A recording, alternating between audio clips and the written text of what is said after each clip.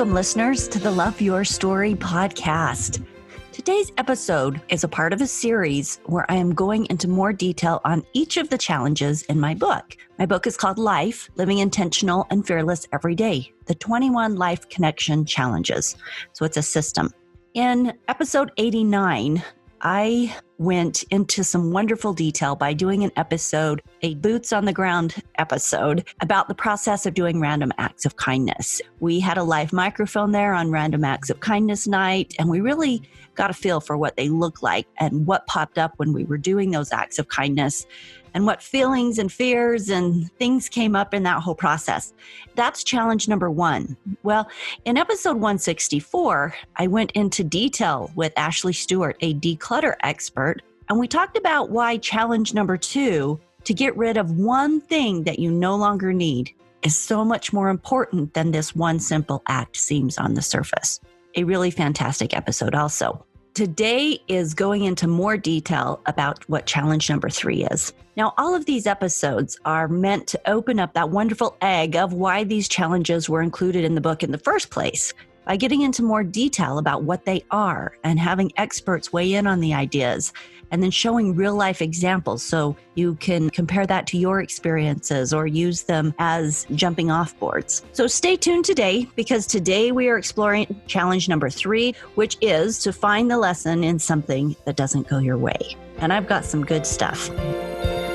Stories are our lives in language. Welcome to the Love Your Story podcast. I'm Lori Lee, and I'm excited for our future together of telling stories, evaluating our own stories, and lifting ourselves and others to greater places because of our control over our stories. This podcast is about empowerment and giving you, the listener, ideas to work with in making your stories work for you. Story power serves you best when you know how to use it.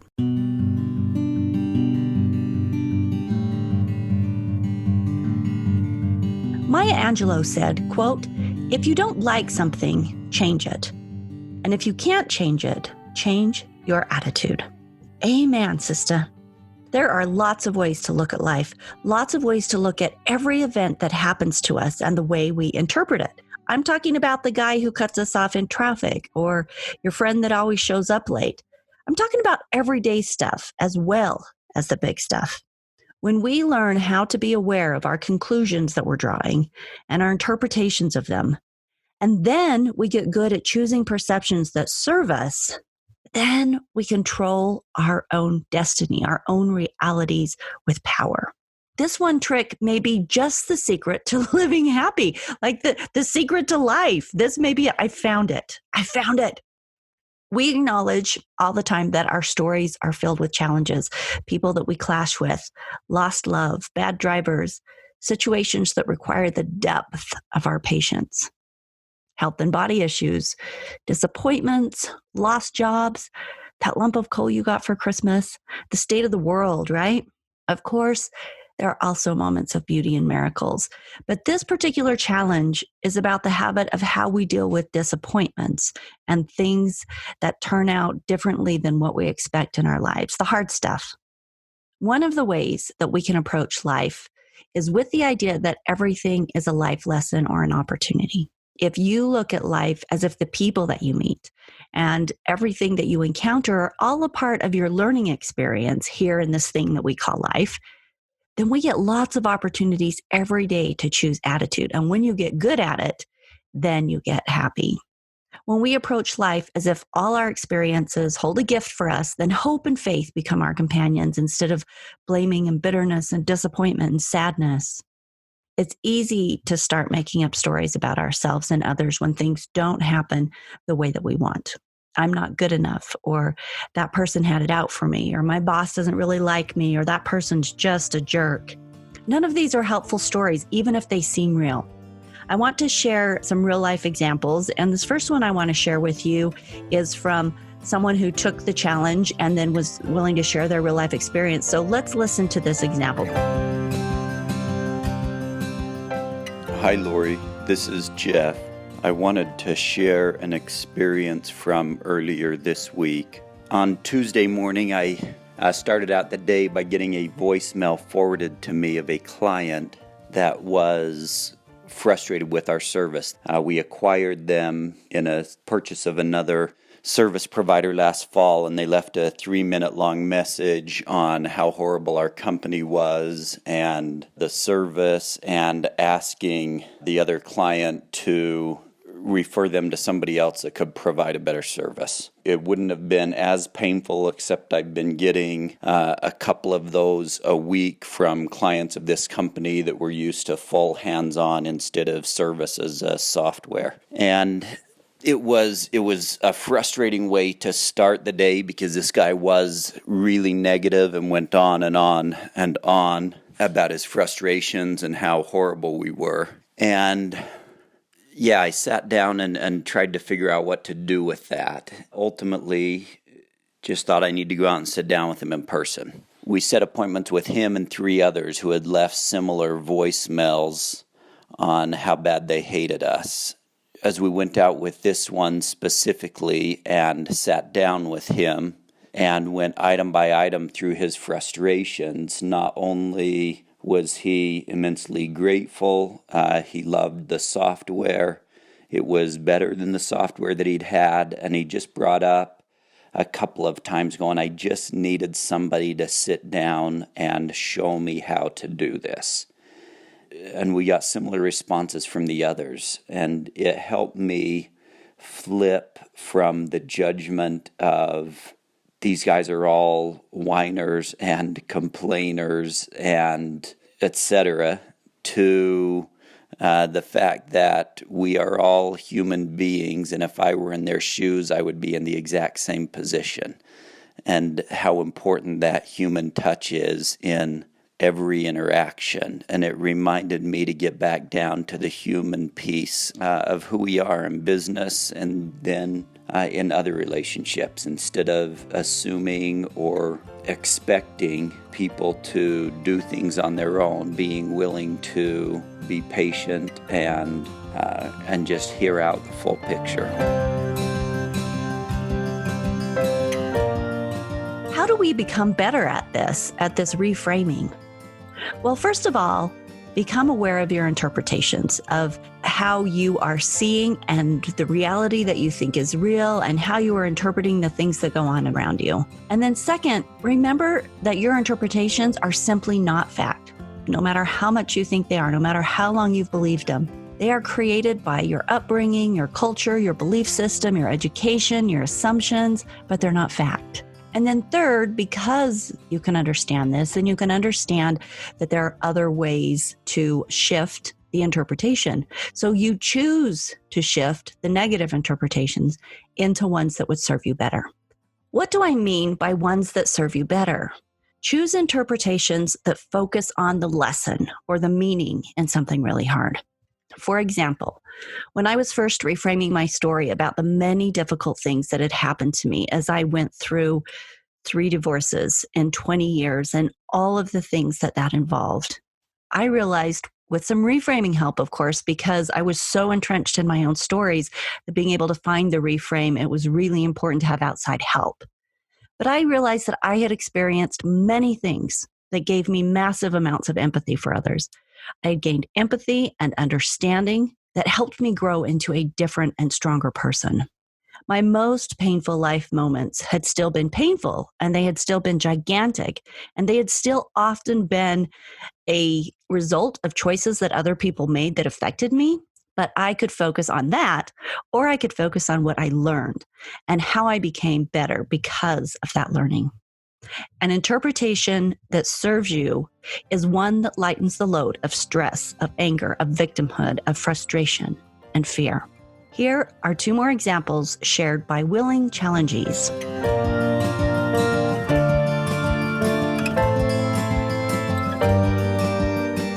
Hi, Lori. This is Belinda Stanger, and I did the number 3 challenge of kind of reframing, finding the lesson in something that didn't go my way. This week, I was very mindful of several things, but the one that really I wanted to talk to you about specifically was I was changing my office and moving my phone service over to a new location. It was scheduled for Tuesday, so I had to miss a lot of the things that I normally schedule for Tuesday. and the hookup did not go smoothly at all. The technician had to be there all day with my phone not being properly transferred. Had to schedule another appointment a week later. But because the tech knew what he was doing, I was able to use my old equipment at the new location, and he was able to get me at least phone service. So I didn't have an interruption of service between that week from this past Tuesday to next Tuesday. Another thing that I was able to accomplish, which I hadn't really done in a long time, was recall how to access my voicemail a different way. And I'm hoping that that will allow me to have my business still be seamless with my call forwarding and my ability to check my voicemails from off-site. So it might not have been huge, but it was definitely a reframing. I was able to not get frustrated or angry or disappointed that my day was wasted and it didn't work out exactly how I wanted it to work out. So thank you so much for helping me be mindful on that.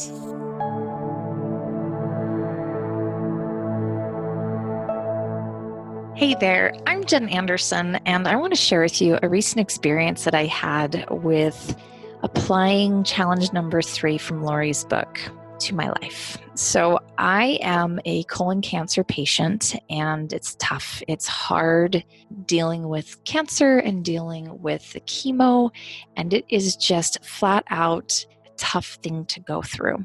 Physically, emotionally, spiritually, there's a lot to it. And whenever I get a chemo infusion, during the infusion and for a few days afterwards, I am really wiped out. I am exhausted. My body is so fatigued because the chemicals are doing what they're doing in my body. And aside from that, there's so many side effects that happen when you're going through chemo. And so after about a week, the next week, I feel pretty good. I get back to kind of a regular, normal way of how I'm living, which is still not very energized as normally, but it's better and it's doable. And as I go through these chemo infusions, I just settle into this routine of having a handful of days where I'm going to be pretty wiped out. And then I come out of that, and then I get to have a handful of days where I'm doing pretty good. And I can do things like leave the house and go grocery shopping, or do some stuff in my business, or meet up with friends, or just be able to do things like cook dinner and clean house and some of those kind of normal everyday life things that are really difficult for me to do when I'm dealing with the chemo infusion. And so recently, after having chemo infusion and feeling very sick, right as I was coming out of that, my husband and my toddler both were diagnosed with the flu, influenza A. And my toddler actually had the flu and strep throat. And so I went into this moment of being so upset because now here I was feeling better and they were totally sick, which meant I had to cancel all of my plans for anything that I had planned that week. I actually had plans to get together with one of my best friends and hang out, and just some other things that I was planning on doing in my business, and I had to completely cancel everything. And I was really upset about it because this was like my week, like within a 2-week time frame. These were those 4 days where I was going to be able to have a little bit of normalcy. And when you're going through cancer, normalcy is sometimes something that you look forward to, or at least for me, it's something that helps me to feel like, okay, I can do this. I can get through these bad days, and then I can have some days that are better and are more normal. So I was all sorts of mad. I was just so ticked off that I felt robbed of these days that would be my normal days. And so as I looked at challenge number 3 in the 21 Life Connection challenges and reading that, and it is find a lesson in something that doesn't go your way today. I didn't want to do this, but Lori encouraged me, and she said, just look at the situation. And so I thought, okay. And it took me till literally the next day to reframe it and to look at this. And what I came up with as I reframed it is that it was actually really helpful that our family had all had flu shots long before this whole cancer diagnosis, because with the flu shots, even though they got the flu, so you'd think, well, then you shouldn't, when you get the flu shot, you shouldn't be getting the flu. Well, apparently influenza A has been really off the charts. And they misread it when they created the flu shot.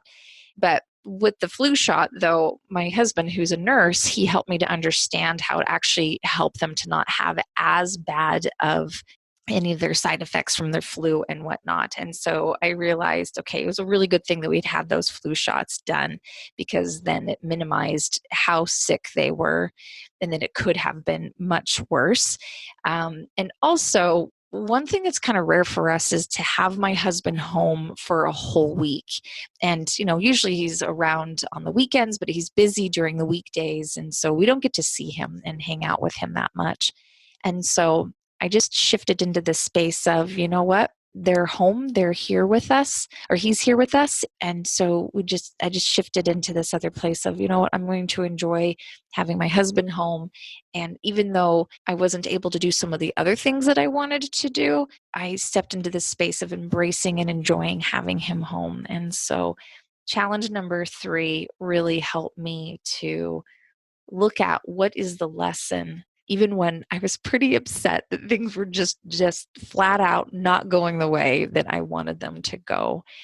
And thanks, Lori, for having these awesome challenges that help us to reframe things and to really look at our life differently. And it's helped me to live a little bit more intentional that week. So thank you for that. Now let's go to our expert, Leslie Householder. She is joining me today to bring us examples and wisdom. She is the award-winning international best-selling author of The Jackrabbit Factor, Portal to Genius, and Hidden Treasures. And I have read all 3, love them. Good stuff. These books are all about how we access heaven's help in our money matters, what it looks like to believe and create beyond what we can see. Now, she got to this space of understanding because a lot of things didn't go her way, and because she learned how to shift that perspective and create a supportive story about her current situations. She has learned to create. I've asked her to talk about finding the gift in every hardship. She's going to be the perfect person to discuss the reason why challenge number 3 is so important to implement into our lives in order to create our best life story. So, Leslie, welcome to the Love Your Story podcast. Thank you so much for having me. Hey, first of all, let me just start with the most basic of questions. Why do you think it's important to find the lesson in the things that don't go our way?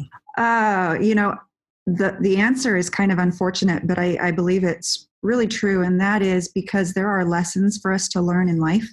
And if we don't learn them, we get to repeat them until we do. And so the sooner we can look at what's going on and what we don't like is happening and figure out why that's there and what we can do with it and learn the lesson, we get to pass through that and move on to bigger and better things and more joyful things. And so I just feel like the sooner we look for what can be gained and the positive that can be gleaned from the hardships or the setbacks or whatever challenges they are, the sooner we get to enjoy the gift and the blessing that it was meant to deliver.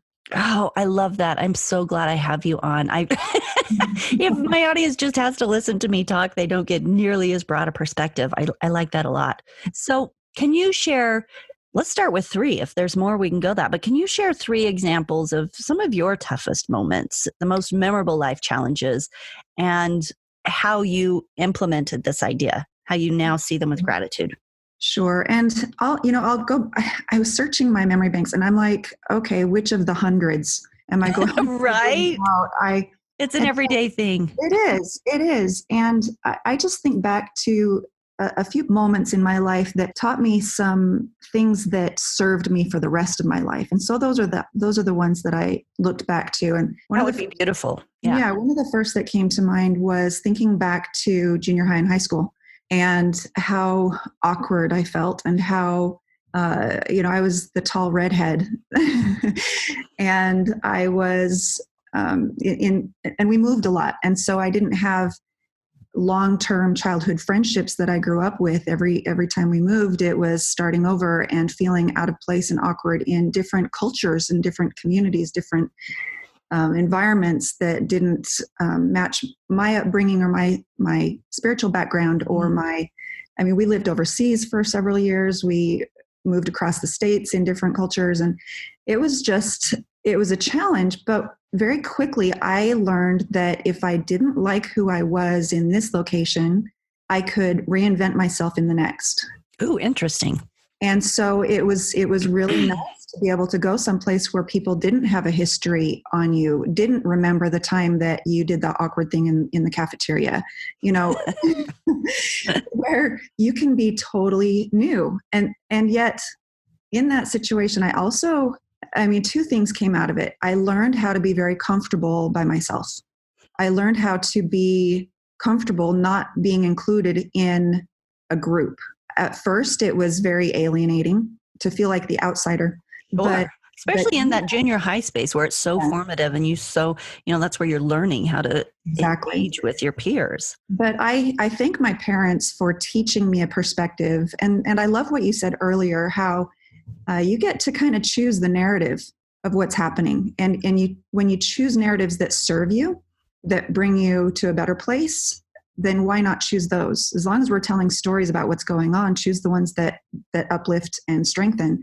And in that situation, I had been taught that I had a heavenly Father that I could lean to, that I could think about when I was alone. And through those times that I was alone a lot, I discovered a relationship with him.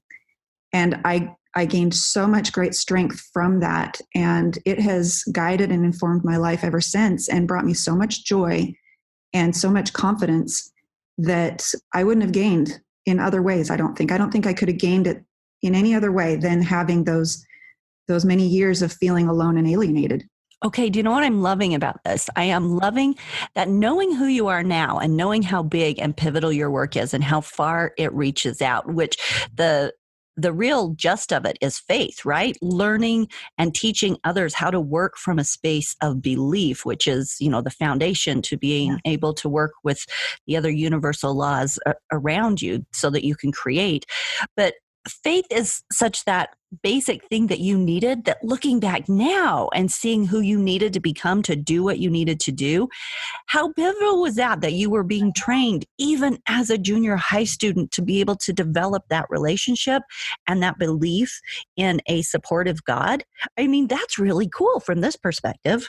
Well, and if you think about it, at the time, I didn't think it was very cool. Of course not. Of course not, right? But you were smart enough to say, hey, I get to reinvent myself if this doesn't work. And I get to lean on my Heavenly Father. So you were taking the right steps that were building the right things and allowing you to create a story, to even test out stories of who do I want to be and how do I want to interact. So you were doing the right thing in the fire, Yeah. And I'm just grateful that was available to me, and I honestly believe that every one of us are being led and guided through experiences that God knows are going to cause certain responses that bring us to where he wants us to end up.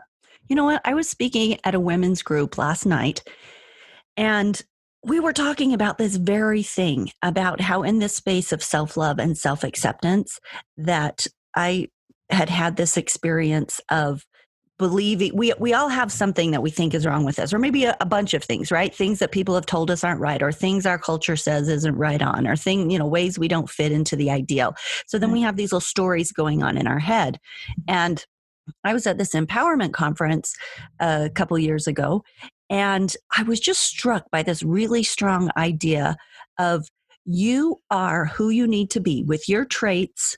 Well, let me go back a little bit. The trait that I'm sensitive about is that I often get told that my directness and my tactlessness and my hard charging, get things done sort of attitude is sometimes intimidating, and it puts people off. And I've heard that enough throughout my life it's not constant feedback, but it's enough, and it's negative the way it's given to me. So I feel like that's something that's wrong with me. But in that particular empowerment conference, I just had this beautiful idea that you are exactly who you need to be to accomplish what you need to accomplish. And it ties back to what you're talking about here, which is we are being trained and brought up, and the traits that we need are being developed in us through our experiences in order for us to do what we need to do. Exactly. I love that. So well said. Okay, so give us another example. Okay, so then I was looking ahead to when we got married, my husband and I, and we just started out really unprepared, particularly financially, for adulting. And so for the next 7 years of our marriage, we are in desperate mode from moment to moment, from day to day, just trying to hold things together and stay fed and feed the kids. And it was a constant struggle that really caused me to begin questioning everything, even to the point of questioning if there really was a God anymore. And having had that be such a foundational part of my experience, this was a real blow. I thought, if I could we're just trying to do all the right things. Why is nothing working? How's everybody else making ends meet? How come we can't get in front of this? Every time we'd come up for air, we'd go under again. And it was a horrible period of time, and probably one of the most challenging things I've ever endured. And all the while, I look back and I remember there was a question planted in my mind, and I am convinced now that question was planted there because there was an answer for me to find. And I think we're sometimes given questions sooner than we're given answers. And the question that I was given was, how am I supposed to think about this? What am I supposed to think?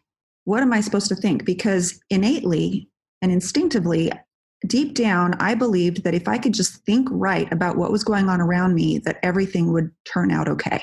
And I find that fascinating now because of where my life has gone since. When we finally discovered the answer to what we were doing wrong in our thinking, and we shifted that, within 3 months, we tripled our income. And it's like the floodgates opened, and everything that we'd been feeling like had been held off for us just opened wide. And it was because we learned how to think differently than we had been. And it was such a subtle shift with such profound results that it wasn't just, oh, yay, finally life is better now. Now I get to go live my life. It was, oh my gosh, that was earth shaking. I have got to share what I learned. And that became my life's work. That became everything that I'm about ever since. And it's because I know there's other families who struggle. I know there's other moms who want to be home from work. I know there's husbands that want to provide for their family, that want their children to get the best education. All of these things that we desire for our families, people are suffering. And I can't not share what I learned. You know what I mean? Absolutely. It became my passion. And I think if I had not been through it so deeply with such ugly circumstances for so long, I wouldn't have appreciated the answer enough to give my life to it. So the perspective shift here then, or the finding the lesson, is easy afterward, right? Like you can look back and you can say, it led me to my life calling, the impact I want to make on the world. It led me to this purposeful life creation. And you can see that now. When you were in it, were you able to feel any of that at all? Or is it maybe just because we know it's an option, that when people are trying to implement this particular idea, that the idea of our experiences are leading us to questions, which are leading us to answers, which are leading us to where we need to be. And if that's all you can hold on to is the belief in that, then that's enough until the door opens and you can see why. Now, let me speak to that, because you make a really, really good point. It's an excellent question.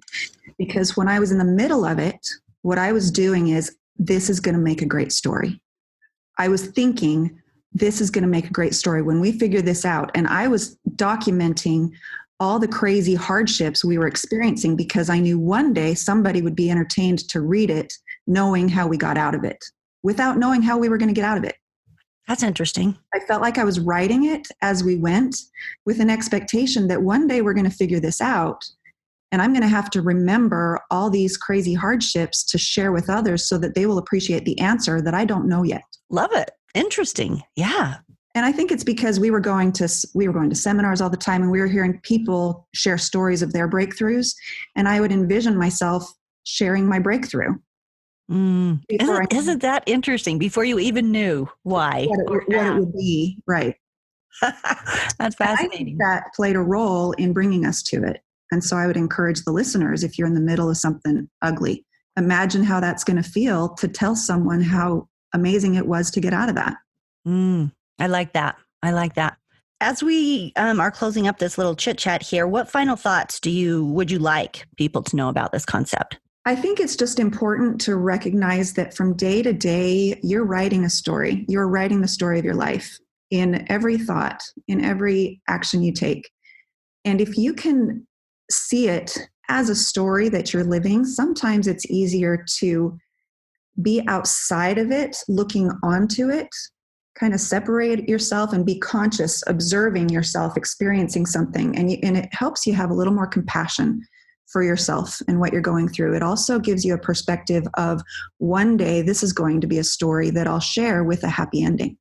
I totally agree with that, because I think also for me, when I distance myself and look at it as a tell, I'm also able to take some of the emotion out of it. Exactly. I can come at it from more of a logical, what would make a good story here? Or what would make a better story? What do I need to shift to make this the kind of love story I want it to be, or dramatic story I want it to be, or, whatever. Yeah. And if someone is courageous enough to take the time to write how that story ends, just as an exercise, that is a really, really powerful exercise in creation. And it does have an influence on what happens next. I'm convinced.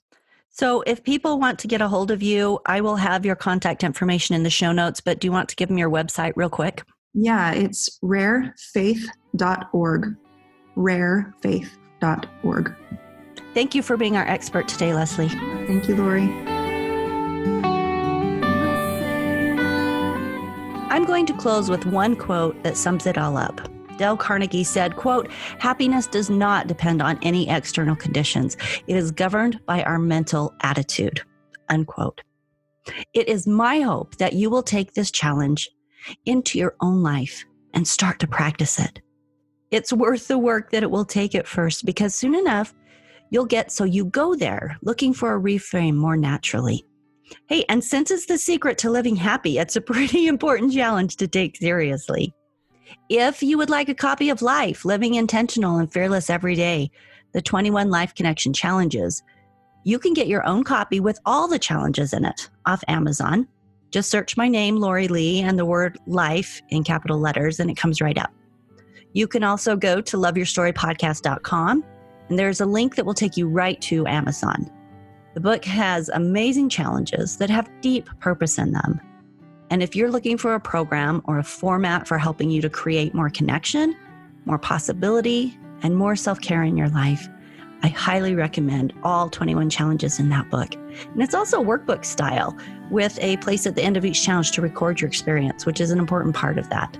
So I'll see you in 2 weeks on our next episode of the Love Your Story podcast.